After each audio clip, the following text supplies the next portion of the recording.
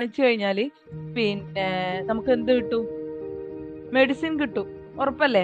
ഡോക്ടറെ കാണിക്കാൻ പോയാൽ നമുക്ക് മെഡിസിൻ കിട്ടും.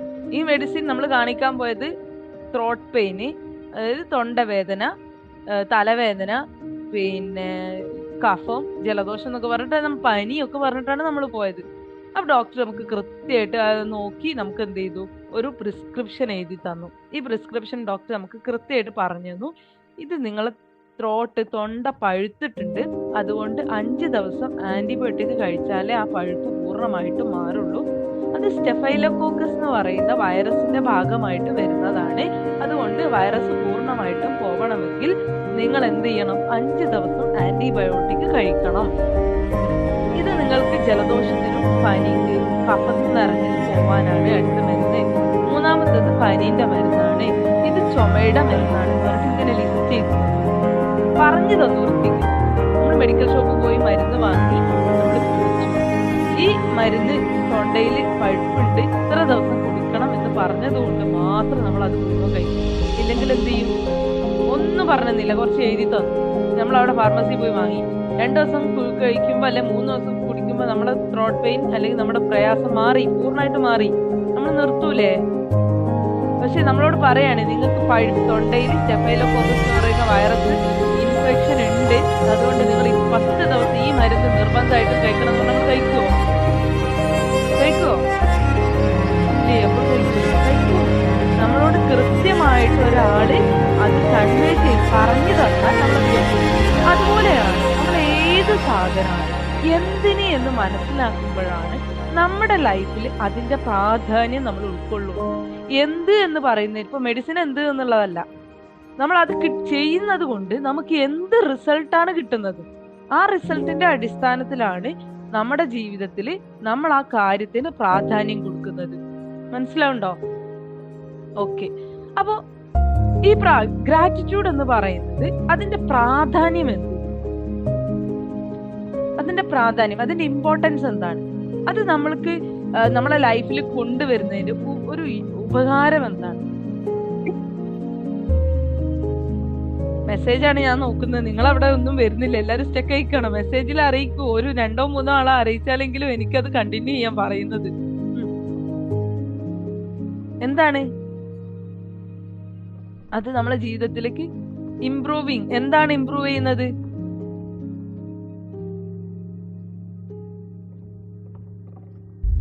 എന്താണ് നമ്മളിത് ഇംപ്രൂവ് ചെയ്യുന്നത്? Self contentment. Very good. പിന്നെ പിന്നെ വേറെന്താ ഉള്ളത്?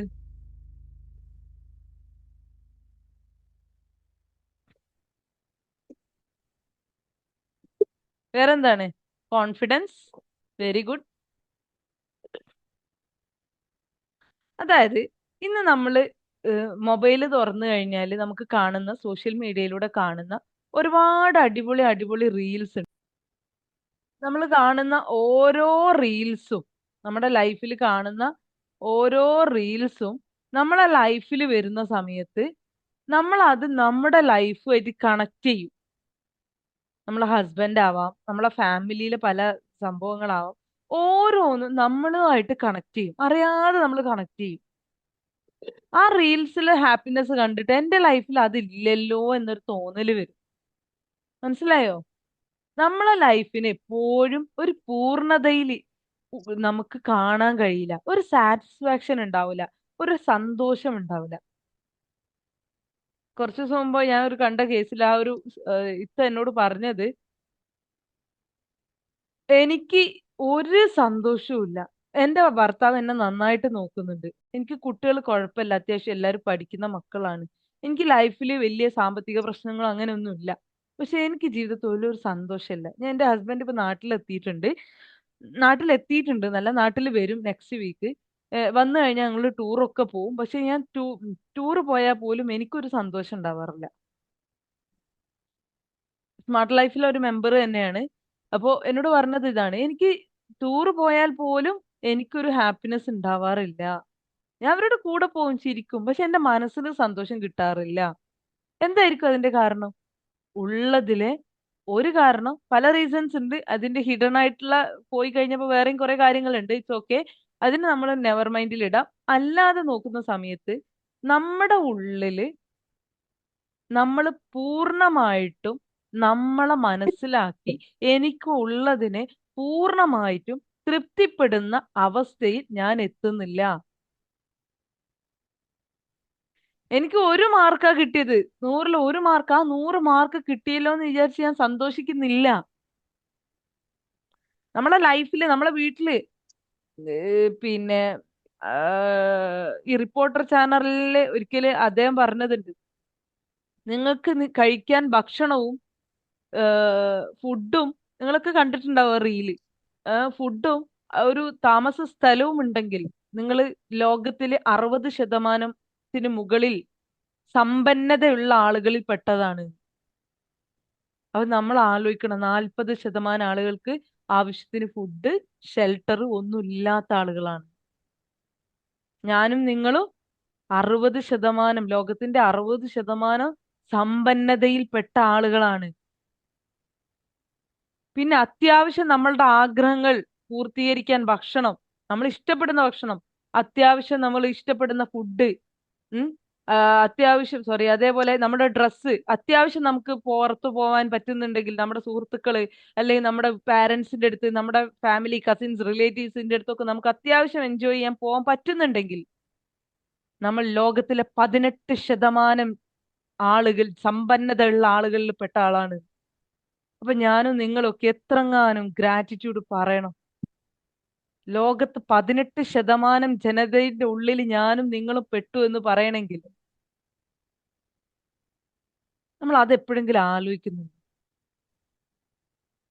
ബാക്കി എത്ര ശതമാനം ജനങ്ങളാണ് ഇതൊന്നിനും സാഹചര്യമില്ലാതെ പുറത്ത് കിടക്കുന്നത് അല്ലെങ്കിൽ പുറത്ത് നിൽക്കുന്നത്, അല്ലേ? അപ്പൊ അത് നമ്മളൊന്ന് ഉൾക്കൊള്ളണം. 2, നമ്മളെ ചുറ്റുവട്ടത്ത് ഇന്ന് ഏറ്റവും കൂടുതൽ സ്കൂള് പോലെ തന്നെ എന്താ പറയാ തളിച്ചു വളരുന്നത് എന്ന് പറയുന്നത് ഒന്ന് ഹോസ്പിറ്റലുകളാണ്. എക്സ്പാൻഡ് ചെയ്ത് വരികയാണ്. ഓരോ ഹോസ്പിറ്റലും, അത് ക്യാൻസർ സെന്റർ ആവാം, സാധാ ഹോസ്പിറ്റൽ ആവാം, എല്ലാം ആവാം. നമ്മൾ അവിടെ ഒന്ന് വെറുതെ കണ്ണോടിച്ചു, എല്ലാം ഫുള്ളാണ്. എല്ലാ ഹോസ്പിറ്റലുകളും ഫുള്ളാണ്. ആണോ?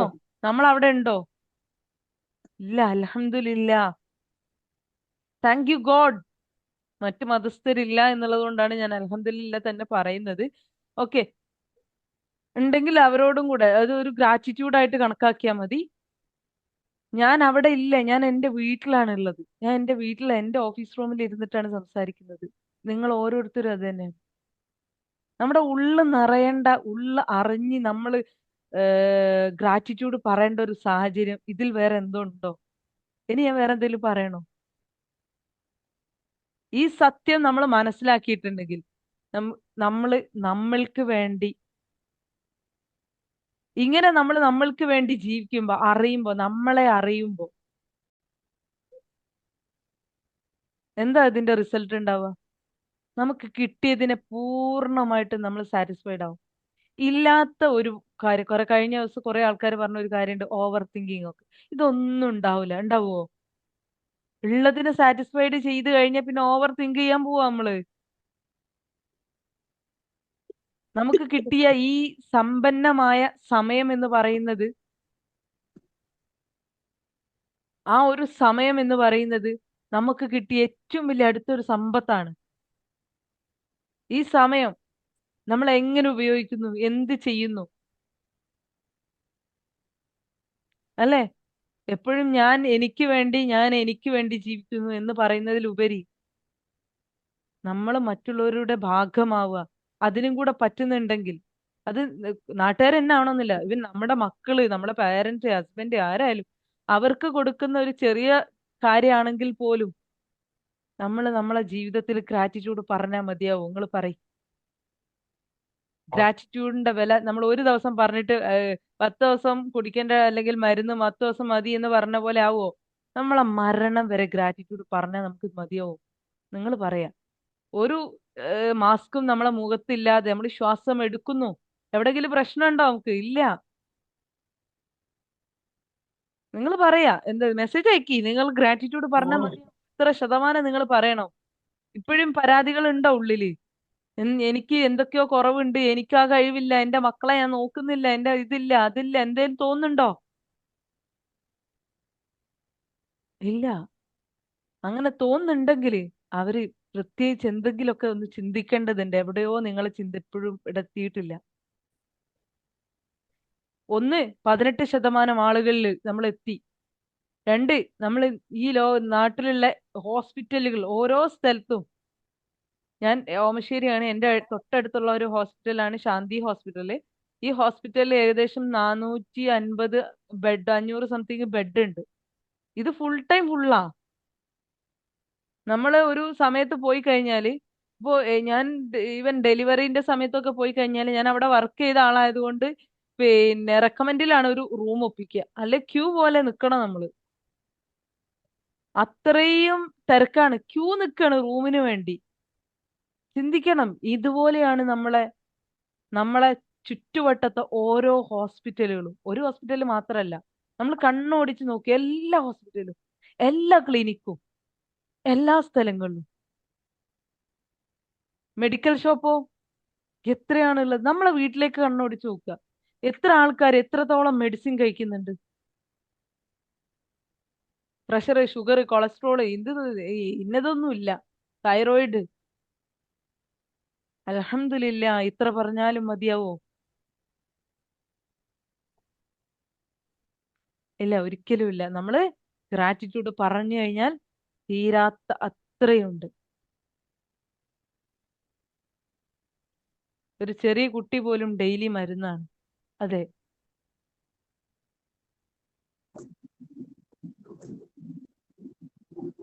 അപ്പൊ നമ്മുടെ ജീവിതത്തില് ഗ്രാറ്റിറ്റ്യൂഡ് എന്ന് പറയുന്നത് എന്തിന് പറയണം? ഒരു ദിവസം പറഞ്ഞാൽ മതിയോ? ഞാൻ ഈ ക്ലാസ് എടുത്ത് കേട്ട് ഇന്നും നാളെയും പറഞ്ഞാൽ മതിയോന്ന് നിങ്ങൾ ഓരോരുത്തരും നിങ്ങളെ ലൈഫിലേക്ക് നോക്കുക. നിങ്ങൾക്ക് ഒരു പനി വന്നിച്ചു, നിങ്ങൾ കുടിക്കുന്ന പാരാസെറ്റമോള് കുറച്ചോൻ അതേ തന്നിട്ടുള്ളൂ. തരാത്ത അത്രയും നിമിഷത്തെയും വേറെ വലിയ മെഡിസിൻ ജീവിതത്തിൽ കഴിക്കുന്നില്ല എന്ന് ആശ്വസിച്ച് നിങ്ങൾ സ്വയം ഗ്രാറ്റിറ്റ്യൂഡ് പറയണം. വേണ്ടേ? റെക്കോർഡ് ഉണ്ടാവോ? എനിക്ക് ക്ലാസ് ഉണ്ടായിരുന്നു, ഞാൻ മോണ്ടിസോറി പഠിക്കുന്നതായിരുന്നു. റെക്കോർഡ് ഉണ്ടാവോ എന്നുള്ളത് അറിയില്ല. ഞാൻ ചെയ്തു നോക്കുന്നുണ്ട്. ട്രൈ ചെയ്ത് കിട്ടിയാൽ നിങ്ങൾക്ക് തരും. ഇനി കിട്ടിയില്ലെങ്കിൽ നോ എക്സ്ക്യൂസ് ചോദിക്കരുത്. ഓക്കെ? Okay okay. ഓക്കെ. അപ്പോ നമ്മുടെ ലൈഫിൽ നമുക്ക് ഗ്രാറ്റിറ്റ്യൂഡിന് അത്ര അധികം ഇമ്പോർട്ടൻസ് ഉണ്ട്. നമ്മളെ റുട്ടീൻ പോലെ തന്നെ നമ്മൾ എപ്പോഴും തുടങ്ങേണ്ടത് ഗ്രാറ്റിറ്റ്യൂഡിൽ നിന്നാണ്. നമുക്ക് കിട്ടിയ കാര്യത്തിന് എപ്പോഴും സാറ്റിസ്ഫൈഡ് ആയി കഴിഞ്ഞാൽ നമ്മൾ ഫുൾ ഹാപ്പി ആയിരിക്കും. നമ്മൾ ഫുൾ ഹാപ്പി ആയിരിക്കും. നമ്മളെ കുട്ടികള് 50-ല് ഇപ്പൊ ഔട്ട് ഓഫ് 50 ഒരു 20 മാർക്ക് വാങ്ങി വരുമ്പോഴേക്കും പാരന്റ്സിന്റെ മുഖം ഇന്ന് തെളിവില്ല. 45 എബോവ് വാങ്ങിയാലേ തെളിവുള്ളൂ മുഖത്ത്. നമ്മൾ പഠിച്ച കാലത്ത് അങ്ങനെയാണോ? 18 കിട്ടി, വാവ് എന്റെ കുട്ടി കഴിച്ചില്ല എന്ന് പറയുന്ന ഒരു കാലഘട്ടത്തിലാണ് ഞാനൊക്കെ ജീവിച്ചത്. ഹിന്ദിക്കൊക്കെ എപ്പോഴും 18 മേലെ നിൽക്കുന്ന ആളായിരുന്നു ഞാൻ.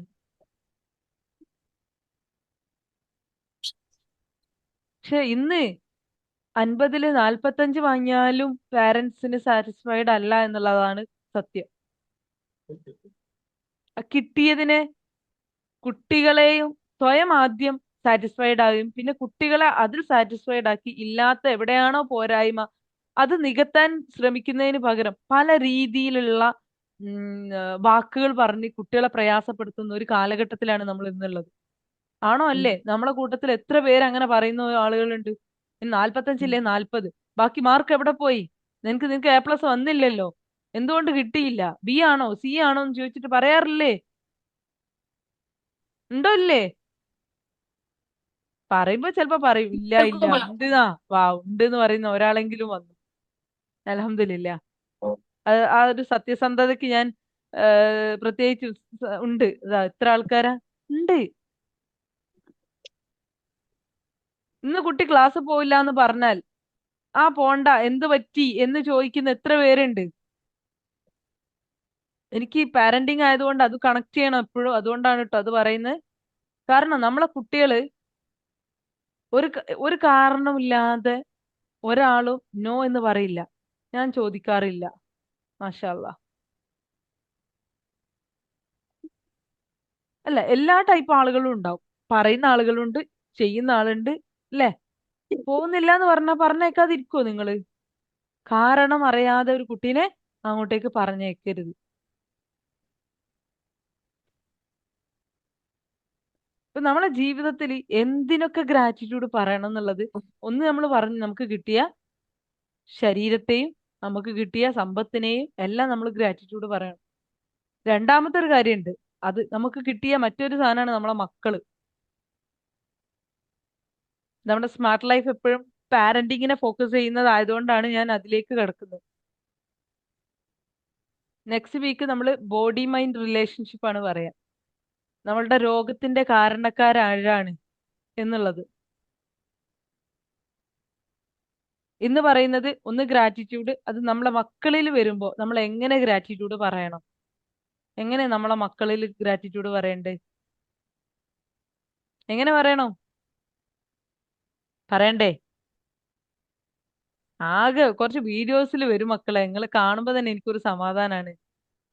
വീഡിയോസിൽ ഒന്ന് വരൂ. മക്കളിൽ ഗ്രാറ്റിറ്റ്യൂഡ് പറയണോ? മറ്റത് നിങ്ങൾക്ക് ഞാൻ പറഞ്ഞപ്പോ അതിന്റെ ഒരു ബോധ്യം കിട്ടിയെന്ന് ഞാൻ വിശ്വസിക്കുന്നു. ഗ്രാറ്റിറ്റ്യൂഡ് അല്ലെ, ജീവിതത്തെ കുറിച്ച് നമ്മളെ ലൈഫിലേക്ക് ആ ഒരു തൃപ്തി കിട്ടി. പക്ഷെ നമ്മളെ പാരന്റ്സ് എന്ന രീതിയിൽ നമ്മളെ മക്കള് എന്ന് പറയുന്നത് അല്ലെ, എങ്ങനെയാണ് ജനിച്ചത്? നമ്മള് ഇതില് മുസ്ലിമായിട്ട് ടച്ച് ചെയ്ത് പറയാൻ പറ്റുമോ എന്നറിയില്ല. മറ്റു മതസ്ഥരുണ്ടെങ്കിലേ ഞാനത് പറയുന്നത് ശരിയല്ല. ഓക്കെ.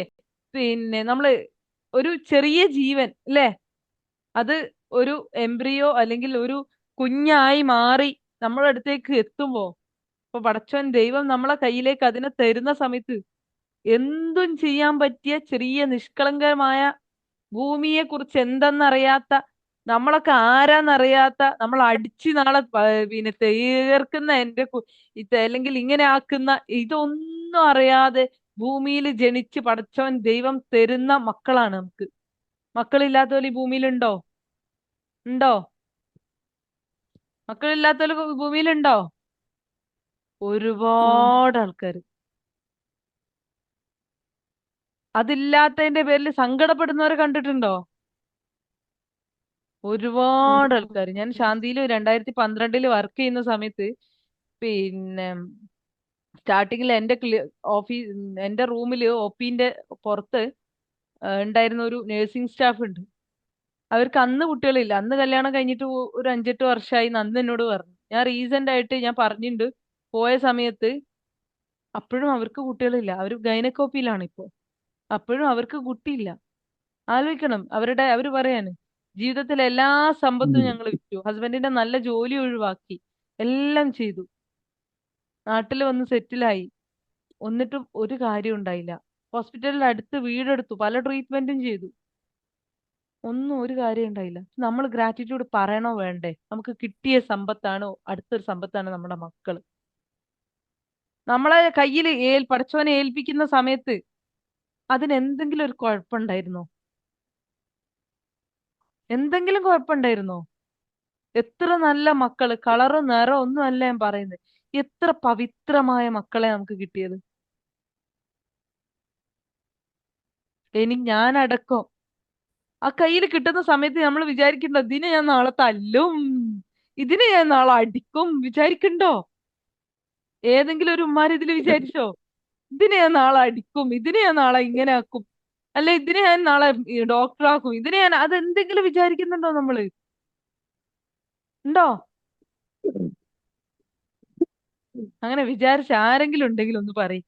കൈ കിട്ടിയ സമയത്ത് ഇതിനെ ഞാൻ നാളെ അടിക്കും, അല്ലെങ്കിൽ ഇതിനെ ഞാൻ നാളെ ഇങ്ങനെയൊക്കെ ചെയ്യുന്നു വിചാരിച്ച ആരെങ്കിലും ഒരാളുണ്ടെങ്കിൽ. ഇല്ല.